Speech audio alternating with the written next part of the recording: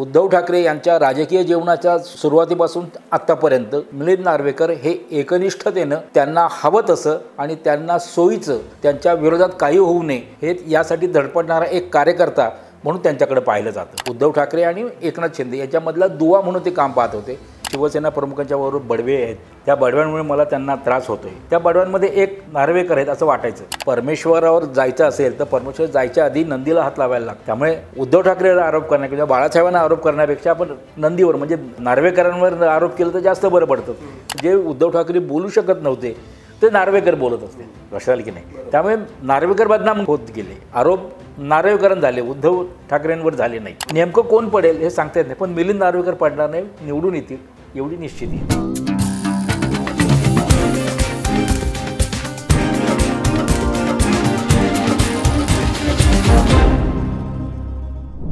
नमस्कार, मी तुषार कलबुर्गी, द पॉलिटिक्समध्ये सगळ्यांचं स्वागत।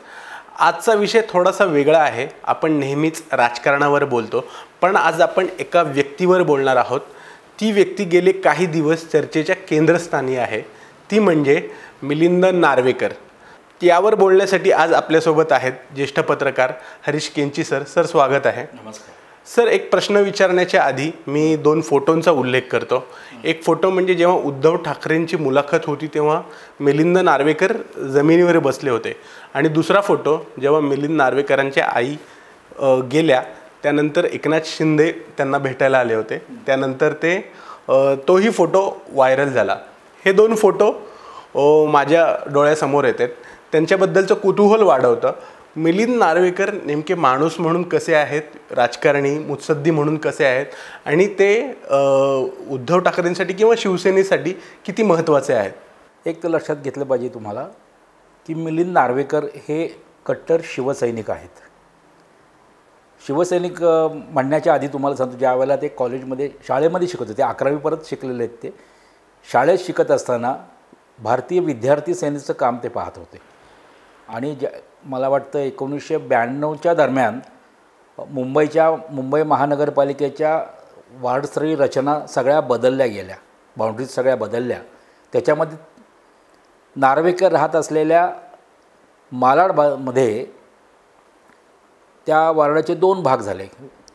त्यामुळे शिवसेनेची जी रचना आहे की प्रत्येक महापालिकेच्या वार्डाचा प्रमुख असेल तो शाखा प्रमुख असतो, तर हे 2 वार्ड झाल्यामुळे आता ही नवीन वार्ड झालेला आहे, तर मला शाखा प्रमुख द्या, शाखा प्रमुख पद द्या असं मागण्यासाठी म्हणून मिलिंद नार्वेकर हे उद्धव ठाकरेंच्या घरी म्हणजे मातोश्रीवर गेले होते। इकडच्या तिकडच्या गप्पा झाल्यानंतर त्यांनी त्यांना विचारलं की तुला नेमकं करायचं काय, शाखा प्रमुख म्हणून काम करायचं आहे का आणखीन काही मोठं काम बघायचं आहे, तुला मोठं काम करायचं आहे काही, की मोठी जबाबदारी काही घ्यायची? क्षणभर त्यांना काही समजलं नाही मिलिंदला की काय करावं नेमकं। पटकन त्यांच्या तोंडातून शब्द गेला, आपण सांगाल ते काम करायला मी तयार आहे। 1992चा काळ असा होता की त्या काळामध्ये शिवसेनेची सगळी प्रचार यंत्रणा जी आहे ती यंत्रणा उद्धव ठाकरे सांभाळत होते। त्यांची चौरंग नावाची जी संस्था होती त्या संस्थेच्या माध्यमातून ते काम पाहत होते। त्याचबरोबर शिवसेनेमध्ये त्यांचं नेतृत्व यावं म्हणून जी काही मंडळी धडपडत होती त्या मंडळीच्या संपर्कामध्ये उद्धव ठाकरे होते। त्यामुळे शिवसेनेचं आपल्याला यापुढे काम करायचं आहे असं त्यांच्या मनाने जेव्हा ठरवलं त्यावेळेला आपल्याला एखादा सहाय्यक हवा आहे, PA हवा आहे असं त्यांना वाटलं। म्हणून नार्वेकरांची जी धडाडी पाहिली, बोलण्याची चमक पाहिली किंवा एकमेकांना सामावून घेण्याची त्याची वृत्ती बोलल्यानंतर लक्षात आलं की आपल्याला या माणसाची आपल्याला गरज आहे, या माणसाला आपण आपला PA म्हणून ठेवू द्या। तिथून हा प्रवास जो आहे तो मिलिंद नार्वेकरांचा सुरू झालेला आहे। त्यामुळे शिवसेनेच्या सगळ्या उद्धव ठाकरे यांच्या राजकीय जीवनाच्या सुरुवातीपासून आत्तापर्यंत मिलिंद नार्वेकर हे एकनिष्ठतेनं त्यांना हवं तसं आणि त्यांना सोयीचं, त्यांच्या विरोधात काही होऊ नये हे यासाठी धडपडणारा एक कार्यकर्ता म्हणून त्यांच्याकडे पाहिलं जातं। त्याचबरोबर ह्या सगळ्या प्रवासामध्ये उद्धव ठाकरेनंतर नेता कोण, तर ते एकनाथ शिंदे। एकनाथ शिंदे ही सगळी बाजू सांभाळायचे, कार्यकर्त्यांना सांभाळायचे, महाराष्ट्रातल्या कार्यकर्त्यांना सांभाळायची जबाबदारी त्यांच्याकडे होती। त्याचबरोबर पक्ष म्हणून ते काही काम बघत होते। अशा वेळेला मधला दुवा म्हणून नार्वेकर काम पाहत होते। उद्धव ठाकरे आणि एकनाथ शिंदे याच्यामधला दुवा म्हणून ते काम पाहत होते। तशाच पद्धतीनं इतर नेत्यांशी त्यांचे संपर्क चांगला होता. त्यामुळे एकनाथ शिंदेंकडे काही वेगळं आणि उद्धव ठाकरेंकडे काही वेगळं असं काही नव्हतं. दोघांवर सामायिक अशा पद्धतीनं त्यांचं नजर होतं. त्यांच्या सर्व पक्षीय संबंधांबद्दल नेहमीच बोललं जातं. म्हणजे शिंदे एकनाथ शिंदे जेव्हा उद्धव ठाकरेंपासून वेगळे झाले, दूर गेले, तेव्हा त्यांना भेटायला मिलिंद नार्वेकर गेले होते. शिवाय इतर पक्षांमध्येही संबंध त्यांचे आहेत असं सांगितलं जातं. हे संबंध त्यांनी कसे प्रस्थापित केले किंवा या संबंधांबद्दल तुम्ही काय सांगाल? नाही, त्याच्यानंतरची वाटचाल तुम्ही जर बघितली तर 92 साली तिथे प्रवेश झाल्यानंतर 95 साली शिवसेनेची सत्ता आली. पण त्या सत्तेमध्ये उद्धव ठाकरेंची हालचाल नव्हती फारशी, राज ठाकरेंची होती. परंतु उद्धव ठाकरेंनी राजकारणात यावं आणि सत्तेचा जो भाग आहे तो काही पाहावा अशी बाळासाहेबांची पण इच्छा होती आणि इतर काही शिवसेनेचे नेते यांची पण इच्छा होती. त्यामुळे मिलिंद नार्वेकरांना जास्त वजन त्यावेळेला मिळालं ते उद्धव ठाकरे यांच्याकडनं आणि त्यांनी ते काम पाहायला सुरुवात केली. त्या दरम्यान 95च्या निवडणुका आल्या, कारण 90च्या ज्या निवडणुका होत्या त्याच्यामध्ये शिवसेनेला सत्तेपासून येता रोखलं गेलं आणि जागा कमी आल्या, त्याच्यामुळे ते सत्ता आली. पण 95ला सत्ता आली ती आलीच. परंतु ज्यावेळेला उमेदवारी वाटली जात होती त्यावेळेला भास्कर जाधव आज जे प्रामुख्यानं प्रवक्ते म्हणून उद्धव ठाकरेंच्या बाजूला उभे राहतात, त्यांना उमेदवारी देऊ नये अशा पद्धतीचा सल्ला उद्धव ठाकरेंना मिलिंद नार्वेकरांनी दिला असं त्यावेळेला म्हटलं जातं. याचं कारण असं की कोकणामध्ये तो जो मतदारसंघ आहे त्या सगळ्या तिथे नारायण राणे आणि भास्कर जाधव हे दोन एकमेकांच्या प्रतिस्पर्धी शिवसेनेमधलेच होते. नारायण राणे यांना मोठं व्हायचं असेल तर भास्कर जाधवला तिथं दाबलं गेलं पाहिजे अशी भूमिका राणेंची असल्यामुळे राणे आणि मिलिंद नार्वेकर यांचं घट्ट संबंध होते त्यावेळेला. पण म्हणजे राणेंना मुख्यमंत्री करण्यामध्ये पण त्याचा खूप मोठा वाटा त्यावेळेला पण आहे, लक्षात आलं की नाही. मग त्या भास्कर जाधवांना उमेदवारी नाकारल्यामुळे साहजिकच ते नाराज झाले आणि त्यांनी राष्ट्रवादी काँग्रेसमध्ये गेलं. नंतर तो इतिहास वेगळा आहे. परंतु राणेंनी हे सगळी गेम केली होती असं कळलं जातं. 95च्या निवडणुकीमध्ये हे सगळं वातावरण निर्माण होतं तेव्हा राजकारणातला एक म्हणजे स्टेप बाय स्टेप जाणं हे उद्धव ठाकरेंनी सुरू केलं. आणि ते सुरू केल्यानंतर त्यांना जी मदत हवी लागत होती ती सगळी मदत मिलिंद नार्वेकर देत होते. माहिती असो, लोकांशी संपर्क ठेवायचा असो, लोकांची गाठभेट घालून देणं असेल किंवा लोकांचे उद्धव ठाकरेंचे प्रचार दौरे सांभाळायचे असतील, ही सगळी जी कामं होती, अगदी पर्सनल असिस्टंट म्हणून जी कामं असतात ती सगळी कामं करत असतानाच उद्धव ठाकरेंचं व्यक्तिमत्व कसं जास्त पद्धतीनं खुललं जाईल, कसं मोठं होईल यासाठी ते धडपडत होते. आणि त्या धडपडीतून हे सगळं निर्माण झालं. सर, एकनाथ शिंदे जेव्हा उद्धव ठाकरेंपासून वेगळे झाले तेव्हा शिंदे गटाने असे आरोप केले की उद्धव ठाकरेंच्या आसपास अनेक लोक आहेत, त्यांच्यामुळं आम्हाला उद्धव ठाकरेंसोबत ॲक्सेस मिळत नाही. त्यामध्ये म्हणजे बरीच नावं घेतली जात होती, त्यापैकी एक मिलिंद नार्वेकर पण. तर याबाबतीत काय वाटतं, कितपत तथ्य आहे जे शिंदे गट आधी आरोप करत होते की नार्वेकर, संजय राऊत त्यांच्यामुळे आम्हाला उद्धव ठाकरेंशी व्यवस्थित बोलता येत नव्हता, ॲक्सेस मिळत नव्हता? नाही, हे त्यांचं एक कारण झालं. मुळात असं बघा तुम्ही, राज ठाकरे बाहेर पडले त्यावेळेला त्यांनी असं सांगितलं की शिवसेना प्रमुखांच्या बरोबर बडवे आहेत, त्या बडव्यांमुळे मला त्यांना त्रास होतो आहे. त्या बडव्यांमध्ये एक नार्वेकर आहेत असं वाटायचं, पण ते नार्वेकरचा काही संबंध नव्हता. त्याच्यानंतर नारायण राणे बाहेर पडले, म्हणजे नारायण राणेंचा घट्ट संबंध होते नार्वेकरांशी.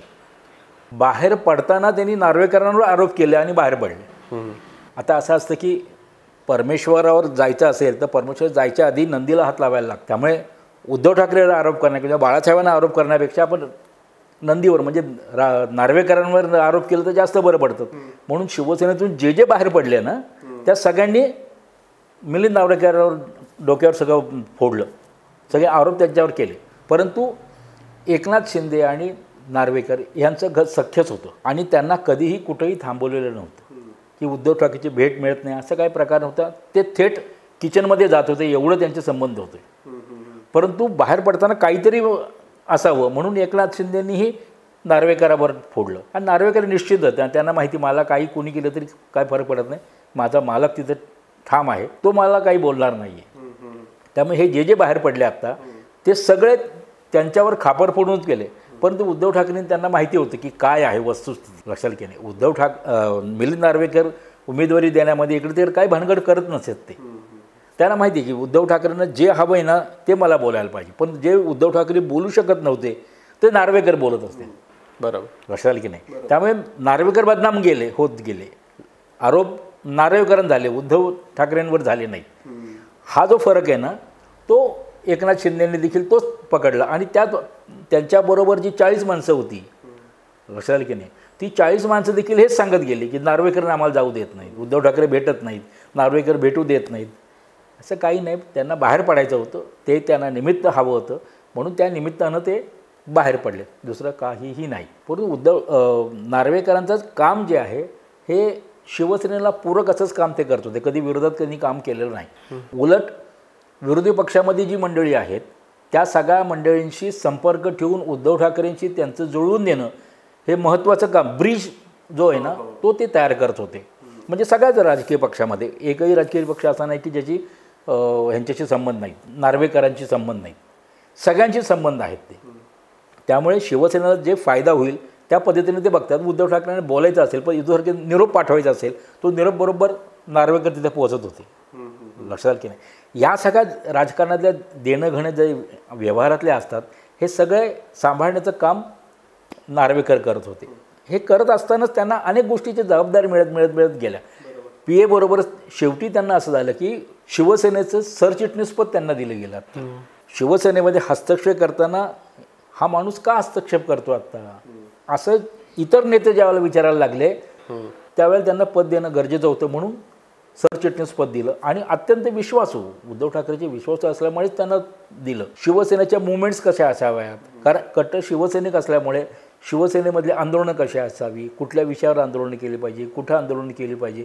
तुम्हाला आठवत असेल तर पुण्यामध्ये आपण इथल्या संभाजी ब्रिगेडनी जिजामाता उद्यानामधला दाजी कुंडेचा पुतळा काढल्यानंतर पुण्यामध्ये दंगल घडवा अशा प्रकारची चर्चा नीलम गोरे आणि मिलिंद नार्वेकर यांच्यामध्ये झाली. त्याचं ऑडिओ रेकॉर्डिंग सरकारकडे जमा झालं, दोघांवर गुन्हे दाखल झाले. म्हणजे या सगळ्या मुवमेंटमध्ये अग्रस्थानी आहेच मिलिंद नार्वेकर हे आहेतच तिथे. त्यामुळे त्यांच्यावर आरोप होणं सहज शक्य आहे, नाही असं नाही, सगळ्यांकडनं शक्य आहे. आज कसं झालं आहे शिवसेनेतून 40 लोक एकदम बाहेर पडलेले आहेत. प्रत्येक मतदारसंघामध्ये ज्या मतदारसंघात निवडून आले तिथं आपल्याला उमेदवार शोधायचं काम चालू आहे त्यांचं आत्ता तरी. त्यामुळे या शोधाशोधीमध्ये विधिमंडळामध्ये आपली ताकद कमी होता कामा नये. आता नवीन माणूस यायचा आणि तो उद्या परत तिकडे गेला तर करायचं काय, जी जागा आता मिळणार आहे म्हणून त्यांना या विधिमंडळामध्ये आता त्यांचा प्रवेश झालेला आहे तो. बरं सर, तुम्ही एकनाथ शिंदे आणि मिलिंद नार्वेकर यांच्या संबंधांचा उल्लेख केला. आता असं सांगितलं जातं आहे म्हणजे वावड्या किंवा चर्चा अशा सुरू आहेत की मिलिंद नार्वेकर कधीही शिंदे गटात जाऊ शकतात, त्याबद्दल काय वाटतं? नाही, मला वाटत नाही. त्याचं कारण असं आहे की उद्धव ठाकरेंच्या चरणी, शिवसेनेच्या चरणी त्यांची निष्ठा वाहिलेली आहे, ते जाणार नाहीत. उलट एकनाथ शिंदेने जाऊ नये यासाठी रवींद्र फाटक नावाच्या आमदारांना घेऊन सुरतला गेले होते. बरोबर. सल्लामसलत केली, परत येण्यासाठी आवाहन केलं, पण ते झालं नाही म्हटलं तर परत आले.